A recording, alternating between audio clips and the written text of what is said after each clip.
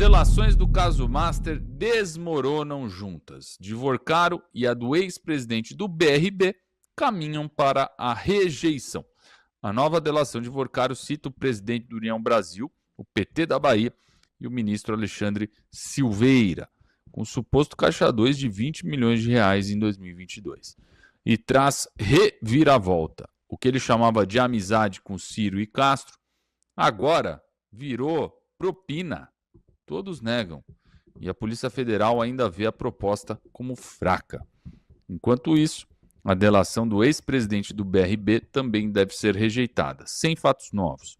Segundo o jurista André Marcília, a defesa de Vorcaro, consta, joga com o tempo. Tá começando a parecer que é uma estratégia mesmo de ir empurrando com a barriga e cavando o pênalti.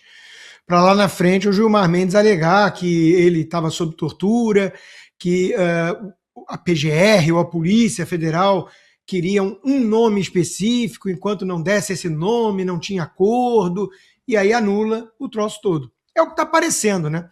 Porque, veja, a Polícia Federal já tem em seu poder muito material, os telefones, as evidências. Eu digo desde o início aqui, Emilinho, só esse contrato de 129 milhões de reais com o escritório da família do Moraes, para mim já é suficiente para ele ser afastado do Supremo, ser réu num inquérito e, eventualmente, estar numa prisão preventiva, porque ele tem poder de obstruir justiça. Em qualquer país sério, eu acho que isso já teria acontecido. Né? Havia um outro contrato ali de gaveta para os 50 milhões de reais faltantes, porque foram pagos 80 milhões, caso o banco fosse vendido. Ou seja, não tem nada a ver com serviços advocatícios para o banco. Tem a ver com outra coisa que ele está contratando. Quem ele falava não era com a doutora Viviane, era com o Alexandre de Moraes. Né? E aí, vai bloquear no dia que ele soube da iminente prisão? O doutor Eli Cohen é advogado, tem escritório, pode falar, né? Se esses honorários cobrados pela doutora Viviane, né, para fazer um trabalhinho ali de compliance, se eles fazem algum sentido, porque o Banco Master podia ter contratado o melhor escritório de Nova York 20 vezes, em vez de contratar esse escritório. Então, não precisa de mais nada, não precisa nem de delação para isso. Mas ele quer fazer uma delação sob medida. Né? Começou falando que todo mundo era amigo e tudo era republicano. Agora já está admitindo que a mesadinha e a casa emprestada, fora cartão de crédito para viagem, restaurante, para o Ciro Nogueira, era propina. Né? Daqui a pouco ele vai, né, falando, olha, aquela consultoria lá do Guido Mantega, realmente, né, quem é que contrata o Guido Mantega para consultor? O cara quebrou o Brasil. Né? É o link entre o governo Lula e o governo Dilma, que o PIB caiu 7% em 2 anos. Né? Então, quem é que contrata o Guido Mantega para consultor? Ninguém. Agora, você pode contratar o Guido Mantega para abrir uma portinha no Palácio do Planalto. E aí o Lula te dá um conselho. Olha, não vende o banco ainda não, porque vamos mudar o Banco Central. Né? Então, de novo, ele não precisa falar muita coisa, porque a gente já sabe, né? A Polícia Federal já sabe. Mas tem que querer fazer um trabalho sério e o Supremo Tribunal Federal, na figura do relator André Mendonça, também, né? Seguir adiante com isso. Não precisa da delação, que ele fique mofando na prisão, então. Até porque tem concorrência, tem o ex-diretor do BRB, tem o seu cunhado Zétel. Se ele começar com essa coisa de delação seletiva, Emilinho, não dá. O editorial da Gazeta do Povo hoje é sobre isso. Né? Ou ele entrega o que ele realmente sabe, que não estão ali nos telefones e tudo mais, né? Informações. Ou ele faz algum trabalho sério de delação, ou que ele fique lá preso, apesar do que a gente sabe que no Brasil corrupto fica muito pouco tempo preso, né? O Sérgio Cabral, o Lula e companhia que eu digo. Ele tá jogando com isso, né? Aí mantém o banho-maria aí, não é, doutor Eli Cohen? Constantino, gostei muito do seu raciocínio, mas tem umas correções. Veja, provavelmente vocês nunca participaram de uma delação premiada. A delação premiada é um instituto cruel. Eu digo para vocês, ele é cruel. Ele só fica menos cruel quando você tem o esqueminha do presidente do inquérito, né, ou melhor, do processo, que no caso agora é o ministro André Mendonça, né, quando você tem esse elemento, essa pecinha do lado do crime. Aí você tem um problema sério, por quê? Porque aí essa estratégia que você disse, Constantino, ela não se encaixa. Por quê? Porque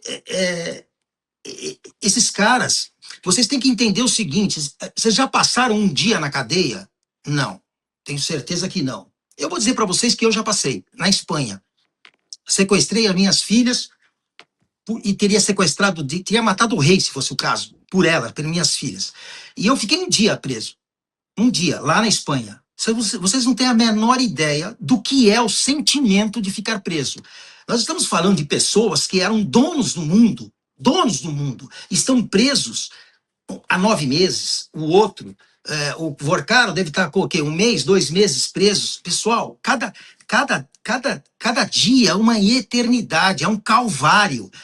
Então, essa estratégia que você disse, que ela tem coerência e eu gosto dela, Constantino, ela não, pode acreditar, ela não funciona para alguém que não é criminoso. Esses caras, esse que é o grande problema, eles não são criminosos. Eles não são, ou melhor, eles não são bandidos, eles são criminosos. Mas não são bandidos, não estão acostumados com chega na grade, entendeu não? Eles não estão acostumados com isso. Então, o que eu digo para você é que estão vendendo história pro Vorcaro, a real é essa, estão vendendo uma historinha da carochinha que ele vai pescar ali algumas informações e vão fazer isso, não sei o quê, e depois a gente, logo você já vai estar na rua, vai estar com uma tornozeleira. Não, isso não vai acontecer. Não vai acontecer. Veja, a Polícia Federal, ela trabalha, modéstia à parte, como eu trabalho. Você tem os pontos. Eles já têm esses pontos que eles querem chegar. Por isso que eles não aceitam delação. Eles não aceitam delação porque eles já têm... O que eles precisam é interligar os pontos. E para isso precisa da delação. E a delação veio a calhar. Porque, entenda, ou esses caras vão delatar tudo que a Polícia Federal já tem, com toda a interligação, com todas as pessoas que ajudam, ou esses caras vão amargar muito tempo na cadeia. Pode ter absoluta certeza. Então, o que eu quero dizer para finalizar esse tema é o seguinte: eu não tenho dúvidas, é questão de tempo. É questão de tempo. Quem estiver envolvido vai cair. Pode ter certeza. Por quê?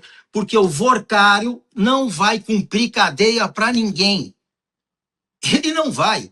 Dinheiro, ele pode até não devolver. Ele pode até não devolver tudo, tá? Ele pode até manobrar, mas entregar a estrutura que a Polícia Federal já sabe e já colecionou dos equipamentos, dos celulares, esquece. Isso não tem negócio. Se Jesus Cristo estiver envolvido, ele vai aparecer, pode ter certeza. Esses caras não são bandidos, Constantino, Emilinho. Eles não são. Eles são criminosos, mas não são bandidos. Eles não aguentam mais. Não aguentam. Eles estão entregando a mãe. Entendeu? Entregando a mãe. Muito bem. Consta, você quer complementar? Não, tomara que ele entregue todo mundo. É o que eu quero, né? Eu tenho feito a campanha Delata Tudo, Vorcaro. Né? Eu acho que ele tem que delatar tudo. Acho que tinha que ter tido uma CPI para investigar esse caso. A CPMI do INSS estava fazendo um bom trabalho, por isso que a turma lá da esquerda, do PT, fez de tudo, né, para usar o STF para impedir a sua prorrogação e comemoraram isso, né? Então, CPI não vai ter. Agora já era, tem muita gente envolvida de tudo que é lado e ano de eleição.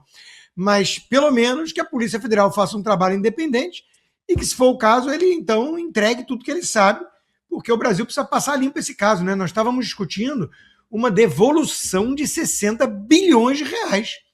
Cada dia surge uma notícia de mais 100 milhões para cá ou para lá. Hoje foi imposto de gasolina, né, ligado ao crime organizado, 100 milhões. Quer dizer, parece que os fundos do Vorcaro eram ilimitados. Eu não sei de onde saía tanto dinheiro, né? Então, era uma lavanderia de todos, do sistema todo. Nós precisamos passar esse caso a limpo, Emilinho, com certeza. Muito bem, muito bem. Uma perspectiva otimista aqui que o Eli Cohen trouxe. Né? A gente já fica um pouco ressabiado, né? Sentindo o cheiro de pizza em todo tipo de de escândalo que a gente se depara.